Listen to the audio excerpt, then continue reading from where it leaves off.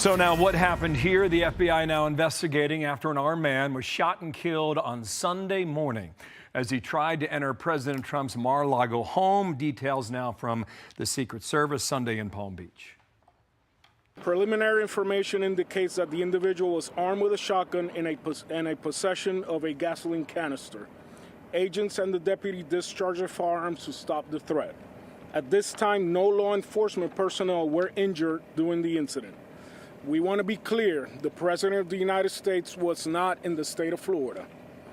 And this remains an active investigation by the FBI. White House Press Secretary Caroline Leavitt posting this in part. In the middle of the night while most Americans were asleep, the United States Secret Service acted quickly and decisively to neutralize a crazy person armed with a gun and a gas canister who intruded President Trump's home.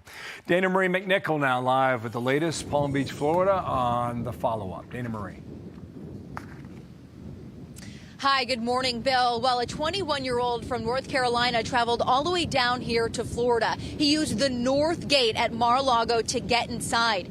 Today, security remains high as the FBI is tracing his movements before the breach. Now, Martin's family, they reported him missing to a sheriff's department in North Carolina at 1:38 in the morning on Sunday. The timing of this report from his relatives is notable because, according to authorities, Martin entered Mar-a-Lago at 1:30 a.m. What communication his family had with him or even their knowledge about his plans is still unclear. His cousin told the Associated Press that Martin's behavior was shocking, that he came from a family of avid Trump supporters and was even afraid of guns. Now, deputies in Palm Beach shared a picture of the shotgun and gas canister they say Martin was holding. The FBI, now leading the investigation, are asking neighbors to look at their security camera for anything out of the ordinary. Former FBI Deputy Director Dan Bongino says reacting to Martin's movements are critical. He either got out of a car, that car had a license plate, he got out of an Uber, left a hotel room. Once you start to backtrack and build the video crime scene in reverse, and there's a large network of security cameras, private and public, down there, that's how you're going to get an ident.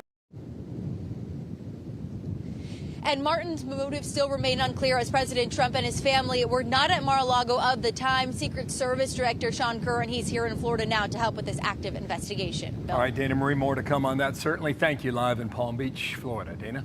For more on this, let's bring in former FBI investigator Bill Daly. For as secure a place as Mar-a-Lago is, of course, the president was not there. You do have to wonder about the situation there and the security in that area. What are your thoughts this morning as we understand that he drove his car through the north gate as another car was leaving? It's sort of like when you show up and you don't have your pass to get in the building, but somebody's coming out, so you sneak on in. Right, right. And Dana, good to be with you. And yeah, just another stunning incident of how dangerous it is to be President Donald J. Trump. This is now the third incident directly attacking him and his property. And I would probably say, Dana, to your point, it appears at this point that the North Gate, which is where this individual came through, he would have piggybacked behind someone leaving. That's at least what was suggested in some earlier reports. It's important for people to keep in mind that Mar-a-Lago, as much as it's the president and first lady's home, it also functions as the White House on weekends, on vacations. But thirdly, it's also an active club where people are members and people come and go. So we don't know whether the gate was open to allow a member who is departing or what the arrangement was. But it appears though he drove through, and at some point right after that, the Secret Service and the Sheriff's Department responded and took immediate action to kind of neutralize what they saw was a viable threat. It does seem significant that his family immediately reported him missing, and Dana Marie just reported that it's unclear whether the family had any idea about his plans. Apparently, the cousin says it was a surprise to him, but to the person who made the call, who knows?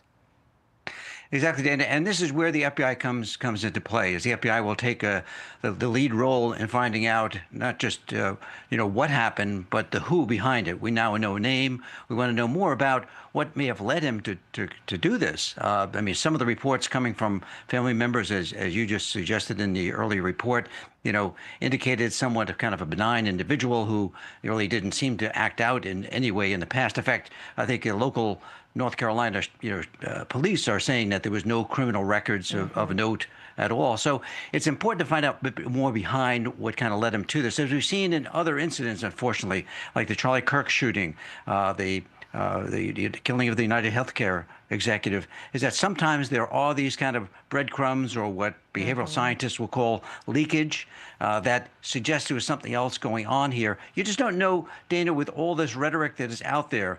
It's the vile rhetoric that we hear across the media about all kinds of stories, how it may affect a certain person, especially if they have a kind of a weak or some type of psychological kind of impulse to them, where they may be kind of drawn into conspiracy theories or other things that sometimes aren't really seen by their family members, but maybe it will come out when you start looking at text messages or how we may be communicating with other people.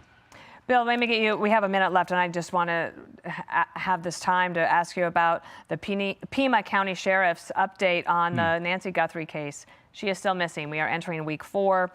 They released a note on Saturday saying there have been no changes to resources in this investigation. This will remain an active investigation until Nancy Guthrie is found or all leads are exhausted. We can put up the timeline for everybody to see here. We're entering the 4th week. I mean, it did take 6 weeks to try to track down what happened to the people who were the victims in the Idaho murder case. This is not a murder case. They still, as Savannah said last week, they still believe she is alive. As this stands now, last word to you. Yeah, there's still a lot of leads to follow up here. We have all the equipment or the paraphernalia the individual is wearing coming to the door. We have this DNA now. She's going to go through genealogical DNA testing. And plus, there's also kind of revisiting all the leads, is that we found in other past cases where redoing and revisiting the leads that maybe first were not on the top of the list, where investigators were following up on leads that may have come in from people calling, sending in information.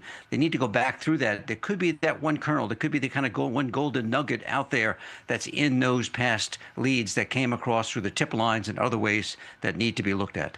Okay, Bill Daly, thank you so much. And I know that you're out welcome. on Long Island. Stay safe, as the storm is not finished with us yet. Thank you. Will do. Hey everyone, I'm Emily Campagno. Catch me and my co-hosts Harris Faulkner and Kaylee McEnany on Outnumbered every weekday at 12 p.m. Eastern, or set your DVR.